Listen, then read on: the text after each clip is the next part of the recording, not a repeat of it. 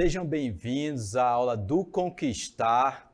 Eu sou o professor Daison Jardim, de Biologia, e aproveite aí para nos acompanhar nas redes sociais do CMEAN, @Centro de Mídias _AM e hashtag Projeto Conquistar Seducam. Vejam aí o nosso episódio 6, dicas de biologia, farinha pouca, meu pirão primeiro. E como detalhamento, nós temos as relações ecológicas, classificação em interespecíficas ou intraespecíficas. Vamos para os exemplos do dia.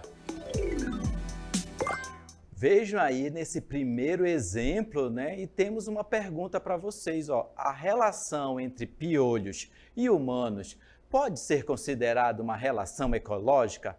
Analisem bem, reflitam bem sobre essa pergunta. Na imagem aí nós temos uma mãe que está penteando, Será que é passando um pente fino no cabelo da criança? E nesse zoom aí, o que nós estamos observando? Olha, estamos vendo aí piolhos. É claro que hoje, na sua higiene pessoal, não acontece mais a presença de piolhos no seu cabelo. Mas e aí, quando crianças, vocês já passaram por essa situação de ter ali piolhos no cabelo e sua mãe vir passar um pente fino para poder tirar aqueles piolhos? Mas a pergunta que fica é, essas duas espécies de piolho e seres humanos é considerada uma relação ecológica? Vamos aí ao nosso conteúdo. Ocorre uma relação ecológica entre piolhos e humanos? Sim, ocorre, é uma relação ecológica entre essas duas espécies, Essa relação recebe o nome de parasitismo, como vocês estão vendo aí, Mais um termo para você anotar, parasitismo, tá bom? Neste caso, o parasitismo é uma relação ecológica, como nós estamos aqui observando, existente entre indivíduos de espécies diferentes, tá? Neste caso, as espécies diferentes é a espécie do piolho, e a espécie do ser humano, do homem, da mulher, das crianças, enfim, do ser humano. Neste caso, é denominado a relação ecológica entre essas espécies diferentes de interespecífica, como está bem destacado aqui, Por que denominado de interespecífica? Porque são entre espécies diferentes, entre uma e outra espécie, tá bom? Neste caso aí, vocês também observam em que um dos indivíduos é prejudicado. Nós temos aqui já uma relação de prejuízo da outra espécie.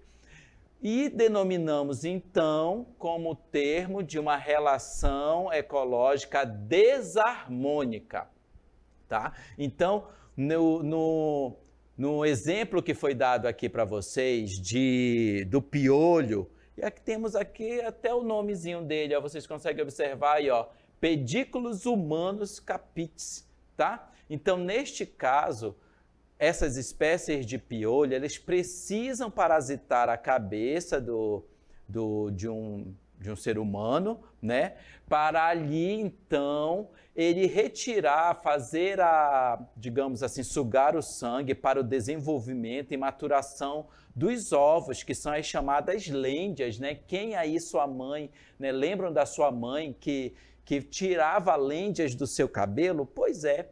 Então, nesse processo de reprodução é que eles liberam ali aquelas substâncias e que você tem a característica daquela coceira do piolho no seu cabelo. E são espécies diferentes e por isso denominada de relação interespecífica. No caso, tem um prejuízo e aí a relação é desarmônica. Mas vejo aí que o piolho da cabeça, o Pedículos humanus capitis, como eu comentei para vocês, apresenta uma relação de parasitismo. Nessa relação de parasitismo, o outro indivíduo ele já tem um prejuízo, Ele já está sendo prejudicado na relação que há entre essas duas espécies que estou comentando com vocês. No caso, relembrando mais uma vez, do piolho com o ser humano, causando a doença que é chamada de pediculose. A doença pediculose é aquela que é denominada quando tem uma infestação, né, uma presença de piolhos na cabeça do ser humano. E, claro, como comentei há pouco, acontece mais na fase de quando nós somos crianças, na fase da infância, em que a higiene pessoal ou então a presença de ir para uma escola, para a creche, acabar tendo o contato com outras crianças, e aí é que há a passagem, né, de piolhos para a cabeça, tá bom? Esses animais são transmitidos por meio de contato direto com alguém, como eu acabei de citar para vocês, quando tem ali a presença na escola, na creche, quando crianças, as relações de contato que tem entre essas crianças, essas pessoas, né? E aí a passagem de piolhos para a cabeça, tá? Como está aqui sendo destacado para vocês. Ou pela utilização de objetos pessoais. Que objetos pessoais são esses? O pente, quando você pega o pente de alguém e aí você vai passar no seu cabelo. Mas isso quando há a presença de piolhos na cabeça, então pode haver o transporte. Se não tiver piolhos, não vai acontecer, é claro, tá? Os piolhos alimentam-se de sangue e durante sua alimentação, digamos assim, uma combinação de substâncias por ele liberadas provoca o sintoma, tá, mais conhecido, né, da presença de piolhos na cabeça, que é a coceira. Vejam aí na próxima cartela que a coceira, né, é o sintoma, né, que mais característico da presença de piolhos. Vale salientar que, além do piolho da cabeça, existem piolhos pelo corpo e também piolhos na região pubianas. Então, neste exemplo aí que foi apresentado para vocês, nós temos uma relação ecológica entre as espécies de piolho e do ser humano e que ali tem uma relação de parasitismo. Tá? Sempre recomendo vocês anotarem esses termos no caderno, procurarem melhor os conceitos, né, para você fixar o conteúdo, tá bom? Vamos para a nossa dica agora. Neste caso, nós temos aí uma relação ecológica em indivíduos da mesma espécie, hein? Vamos para mais um termo em que os indivíduos da mesma espécie, quando eles têm uma relação entre si, então está bem destacado aqui, ó, é uma relação intraespecífica, tá bom? Dentro da mesma espécie. E, né, quando são indivíduos de espécies diferentes, né, ou indivíduos de espécies diferentes, essa denominação ela é chamada de interespecífica, entre uma espécie e outra espécie. Então, nós temos mais dois conceitos para você anotar aí no seu caderno, para fixar o conteúdo depois nos estudos que você vai continuar fazendo. Porque a biologia, ela precisa do uso desses vários termos e você tem que fixar esses termos em mente, para que você possa lembrar lá na avaliação, lembrar lá no Enem, lembrar no concurso e acertar tudo que for solicitado a respeito do assunto, tá bom? E ainda podem ser harmônicas, relações ecológicas harmônicas, quando não há perdas ou prejuízos para os envolvidos. Não há prejuízo para os envolvidos, todos ganham ou não tem prejuízo para um deles. O outro tipo de relação são as desarmônicas. No caso das relações desarmônicas, há perda, há prejuízo para a outra espécie. uma das espécies são prejudicadas, tá bom? Dessas espécies, eu estou dizendo essas espécies que estão ali envolvidas naquela relação, ok? Aí são denominadas de relações desarmônicas, tá bom? Vamos agora para o próximo exemplo. Temos aí mais um exemplo para vocês. Vejam a pergunta. O que estas duas imagens têm em comum? Então, na primeira imagem, vocês têm aí animais, né, competindo, parece que estão competindo, né, entre eles. Que tipo de comportamento vocês estão observando aí nesses animais? E na outra imagem, nós temos uma série de atletas, vários atletas que também estão ali em um comportamento entre eles, estão correndo, né? O que eles estão em busca? Será se eles estão ali também tendo uma relação entre eles? Neste caso, nós temos dois tipos de exemplos que são de competição, tá? Estas imagens representam para a gente situações do dia a dia, o comportamento dos animais na natureza e também o comportamento de pessoas, como atletas que estão aí sendo representados. Vamos para o segundo conteúdo. Vocês analisaram aí aquelas duas imagens, né? Dos animais fazendo uma interação, será que vocês estavam brigando? E também dos atletas, né, em um local de corrida. E aí, que tipo de relação estava acontecendo ali entre eles? Vejam aí no conteúdo, né, que é um tipo de competição, é uma relação ecológica, é um tipo de relação ecológica.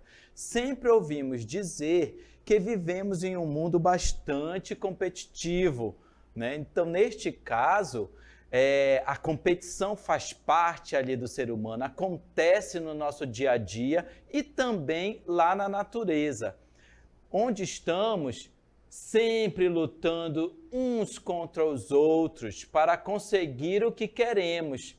E no caso dos animais, o que eles estavam querendo ali, né? Nessa briga que eles estavam acontecendo? Será se era por alimento? Será se era por território? Qual era a motivação que estes animais, os levou a entrar em competição? E qual é a motivação que os atletas possuem, né, para que eles também possam competir? É o reconhecimento, né, de ser um atleta campeão? É o reconhecimento da motivação de ter uma medalha, né, em casa, pendurada no pescoço e depois guardar para toda a vida? São tipos de competição que acontecem no dia a dia, tá? Essa competitividade, entretanto, não é exclusivo dos homens, né, como o primeiro exemplo que foi apresentado para vocês, e pode ocorrer em todos os seres vivos. No caso de plantas, no caso de animais, no caso de micro-organismos, todos os seres vivos pode estar acontecendo algum tipo de competição, né? Competição é uma relação ecológica desarmônica, tá? Ou negativa, na qual a interação ocorre entre indivíduos que procuram pelo mesmo recurso. Geralmente, quando há uma escassez de recurso, eles buscam em algum local para que possa ser suprida essa necessidade de recurso entre eles. E quando não encontram a quantidade de recurso suficiente, neste momento é que começa a haver situações de competição entre eles, entre esses animais. O mesmo acontece com os atletas. Eles estão todos em busca por um número reduzido de medalhas, então eles precisam competir entre si. Vejam aí que na competição interespecífica é uma interação entre duas espécies que gera prejuízos a uma delas ou ambas. De um modo geral, a competição pode ser por recursos como espaço, alimentos ou nutrientes, luz, restos orgânicos, entre outros. Também temos aí a competição intraespecífica, quando numa população os indivíduos de dada espécie dispõem de poucos recursos disponíveis. Acontece a competição intraespecífica dentro de indivíduos da mesma espécie. E vocês têm aí o exemplo, né, de duas zebras lá na África que estão competindo por algum motivo. Será se é por espaço? Será se é por alimento? Enfim, elas estão competindo por alguma coisa. Na busca por alimento, alguns indivíduos obtêm os recursos necessários, enquanto outros não conseguem e acabam morrendo ou sendo expulsos do grupo. Geralmente, são os animais mais jovens que sofrem essa pressão, ou ainda os mais doentes, aqueles que são debilitados. Vejam aí, né, que vale destacar que não são apenas os animais que competem por recursos. As plantas, por exemplo, podem também sofrer com a competição. Alguns vegetais, quando estão muito próximos uns dos outros, podem competir pela água ou até mesmo pela luz. Vocês já devem ter visto isso aí em casa, né? Muitas plantinhas no vaso estão competindo por água, por exemplo. Sendo assim, às vezes é necessário certa distância para que os indivíduos consigam sobreviver. Vamos agora para a segunda dica. Vejam aí que no caso de uma competição intraespecífica, e aí lembrando que intraespecífica é entre indivíduos da mesma espécie, tá bom? Está dentro daqueles indivíduos que possuem as mesmas características, que são da mesma espécie. Os indivíduos podem lutar entre si para conseguir água, né? E pode ser, né? Um dos motivos de ter uma competição entre eles é por água, mas também pode ser por alimento. Eles podem estar competindo por alimento. Tem pouco alimento naquele ambiente, então eles vão ter que competir para se manter vivos, né? Eles têm que comer, né? E assim eles precisam estar em busca de alimento. Outro exemplo é a luz, tá? Abrigo ou até mesmo uma parceira, no caso de reprodução. Eles podem estar competindo. Sabe assim, quando tem aquela dança do acasalamento, vocês já viram os animais que têm esse tipo de comportamento, fazem aqueles movimentos para chamar a atenção da parceira em momentos de reprodução? Pois é, então, eles podem estar competindo para chamar a atenção da parceira para que ele seja o escolhido, né? E assim tenha sucesso na reprodução daquela espécie. São diversas espécies de animais em que os machos literalmente brigam entre si para conseguir acasalar. Olha aqui o termo ó, que faz relação com a reprodução, né? Acasalamento. Nesses casos, o vencedor da luta ganha o direito de reproduzirem-se.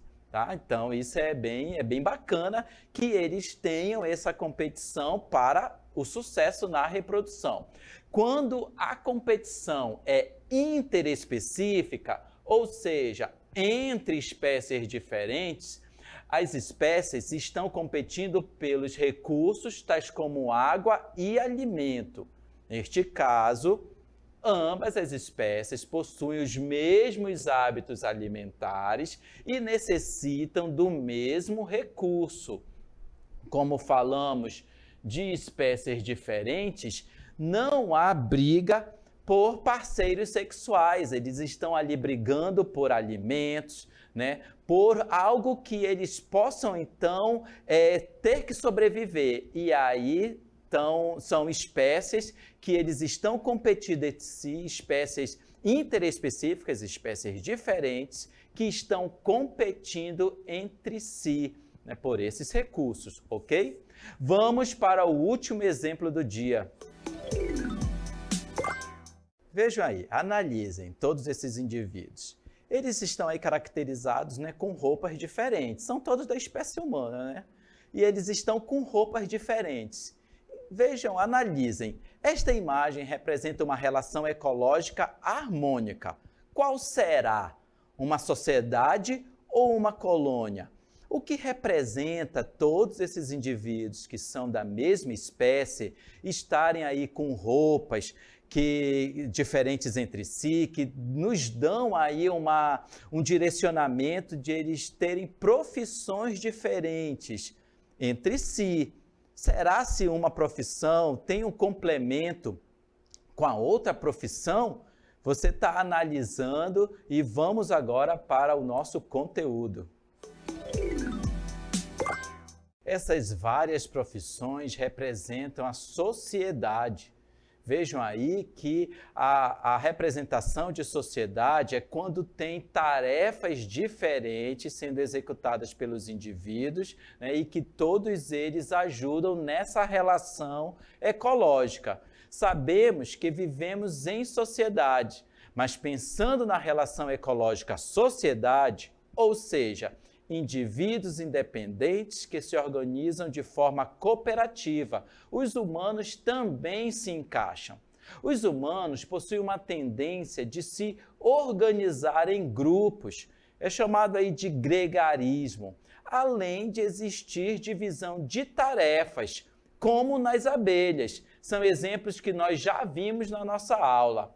A sociedade define relações intraespecíficas em positivas ou harmônicas, uma vez que ocorrem entre indivíduos da mesma espécie, gerando benefícios para ambas as partes. Aqui quero já enfatizar que nós retornamos ao conceito de intraespecífica, que são indivíduos da mesma espécie, e assim tem benefícios para todos aqueles que participam daquela sociedade.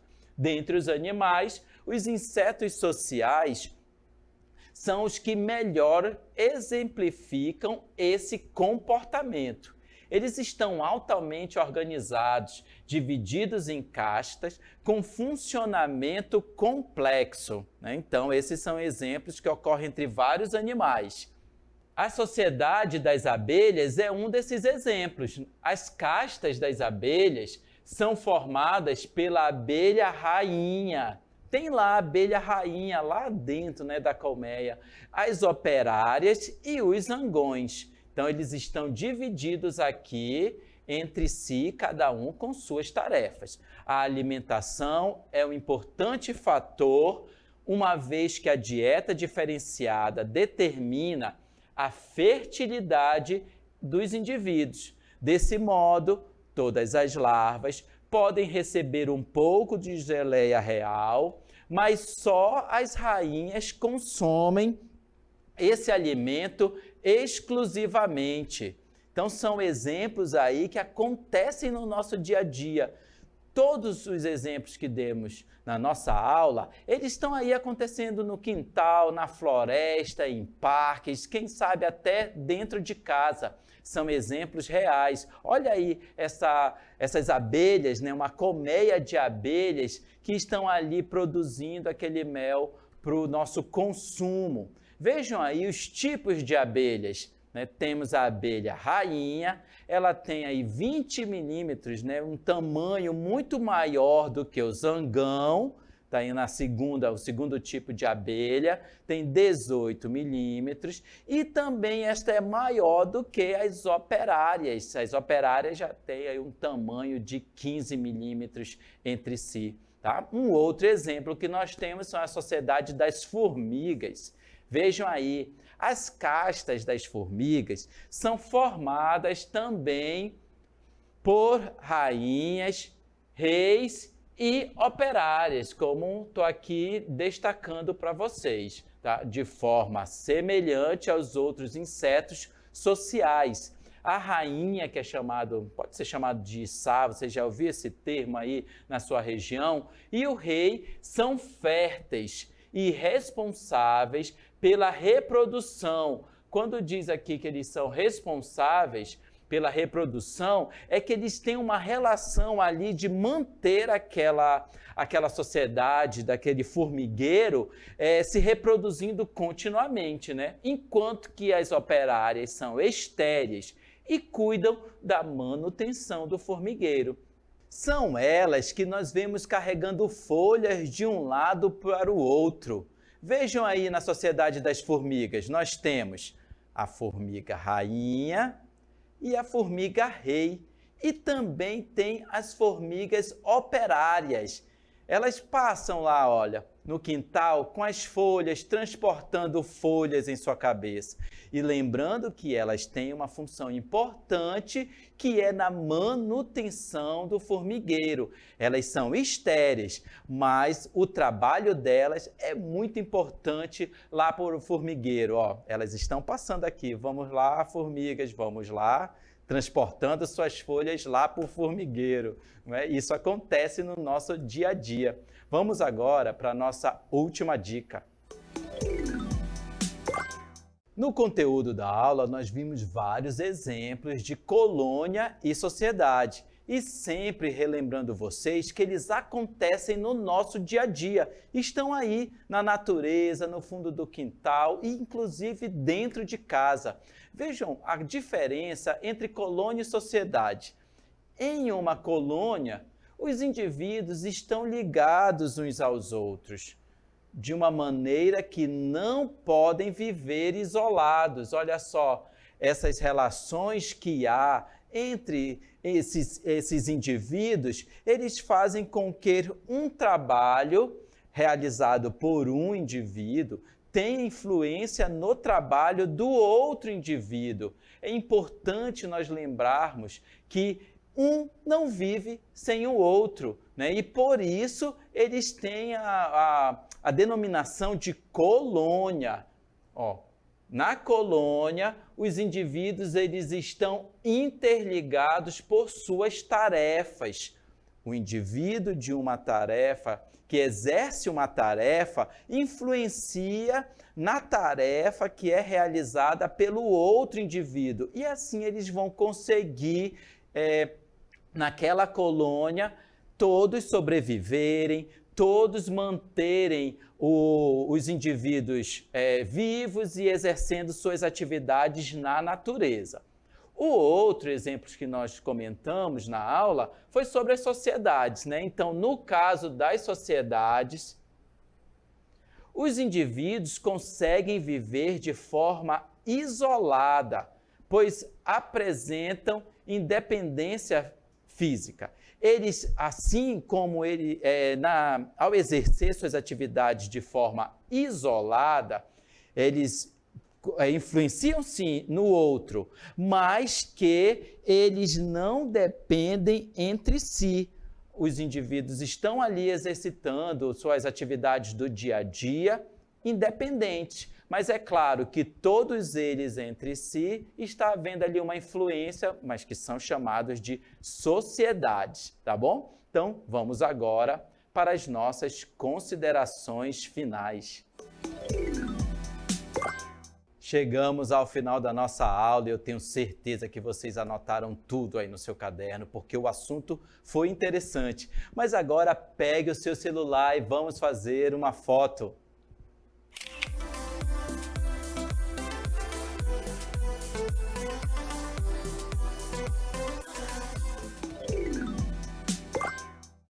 E nos acompanhe nas redes sociais do CEMEAN, @Centro de Mídias _AM e hashtag Projeto Conquistar Seducan. Até a próxima!